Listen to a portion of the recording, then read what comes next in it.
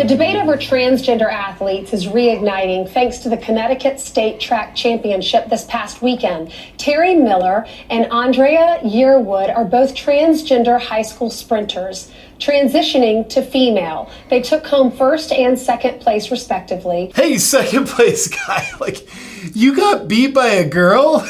Yeah, but that girl was a dude. Oh, well, that's not so bad. Welcome back to the JP Reacts channel, my beautiful freedom-loving friend, where we like to call out the lies, hypocrisy, corruption of tyrants and highlight woke absurdities. Yeah, I love it. Hey, you know, I don't know what it is, something in the water. They're taking the right supplements. I'm not sure what it is. But these trans women are just beating the crap out of other women in sports. That is, we don't know why they're so good at sports, but they just are. It's amazing. So we just saw a clip of, actually a little bit of an older clip of high school biological males competing as females, somehow beating the crap out of them. They're just, I guess they just train a lot harder. We can't understand it. And then just recently, hot off the presses, a trans runner in Canada has won the 1,500 meters running event by over a minute. Also a pretty good performance. Again, we don't know why. These athletes, there's no difference between men and women. And in fact, there's just such no difference that sometimes you just go through a lot of surgeries and hormones in order to accomplish the difference, but there is no difference. So therefore, there's just no advantage, no distinction between these trans women and what are called women. But I would say here's the solution. We need to ban women from women's sports. That'll end the controversy. These women who just simply can't run as fast and swim as fast as these biological males, like, they'll quit whining. We can stop listening to it. All their like, oh, victim stuff, my place is being taken away, and like men are like patriarchy in our sport. It's like, just ban the women from women's sports. Problem solved. Let the men just be women and everybody wins, except the women. They lose. So let's take a quick look at the details of the most recent trans athlete, which is biological male competing against biological women. And this is, let's see, it's a man's world. Trans athlete wins women's 1,500 meter running event in Canada. Why do they even have men's and women's categories?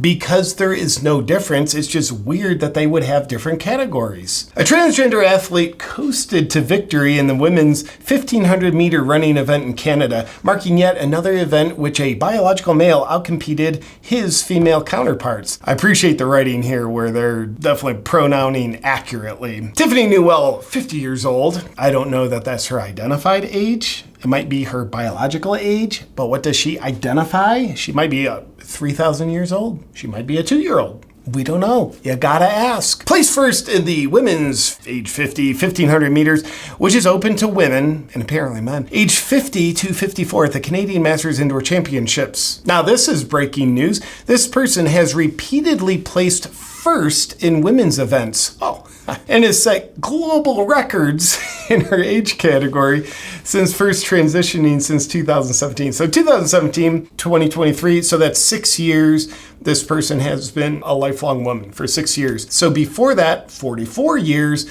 been a man with all the man hormones, more testosterone, more growth hormone, more XY chromosomes, that kind of thing. So you get 44 years of basically PEDs, way more testosterone than any woman has.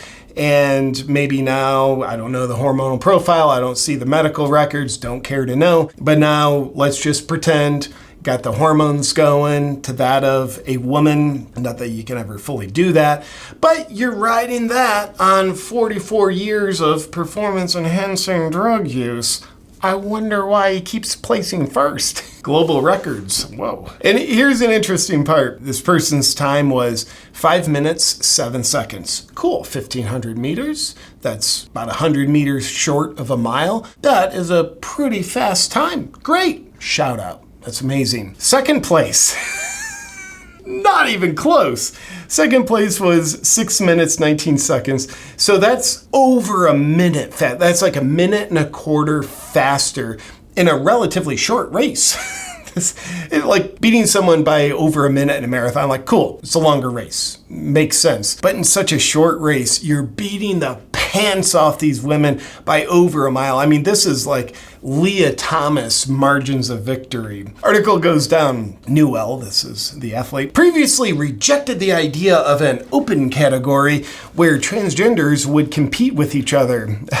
Saying that he would be forced to run alongside men. Like, yeah, I don't know. I'm not doing an open category. That'll be a little too competitive. I want to win these races by a minute. I don't want good competition. That policy would make sense for non-binary athletes, but I don't feel comfortable racing against men. How do you think the women feel racing against you? Hey, and I think this is worth throwing into this video. Bethany Hamilton, she's a professional surfer, and I'm sure you've heard of her. She was, when she was a teenager, I believe it was off the coast of Maui, she got her arm bit off by a tiger shark. So she became super well known from that, missing an arm, but she still competes in professional surfing, which is insanely incredible. She has now become vocal where the, what is it called? The World Surf League is now letting biological men compete in the women's division. Bethany Hamilton says, "This concerns me as a professional athlete that has been competing in the World Surf League events for the past 15 plus years. And I feel I must speak up and stand up for those in position that may feel that they cannot say something about this. I think many of the girls on tour are not in support of this new rule of allowing biological men to compete in the women's category. They fear of being ostracized if they speak up. So here I go. Questions that I have, I want to consider with you." Hamilton concluded her statement by positing that the league creates a separate division for transgender athletes to compete amongst each other so that all can have a fair opportunity to showcase their passion and talent. And she said she will not compete in future World Surf League events if the rule remains in place or goes unchallenged. That, I think, is a very powerful stance, and that's her putting her livelihood, her ability to compete on the line. Here it is, a biological female who's overcome massive adversity, by the way, saying, I don't want this adversity of having to compete against biological males. So this biological female saying, I am not going to compete in the female division until biological males aren't allowed to compete in the female division. So like, what do you want in the women's category? Women or men? You choose, but I'm not competing until it's for women only. While that takes bravery for her to say, and she's willing to sacrifice a lot, which I very much commend, it is a position rooted in common sense,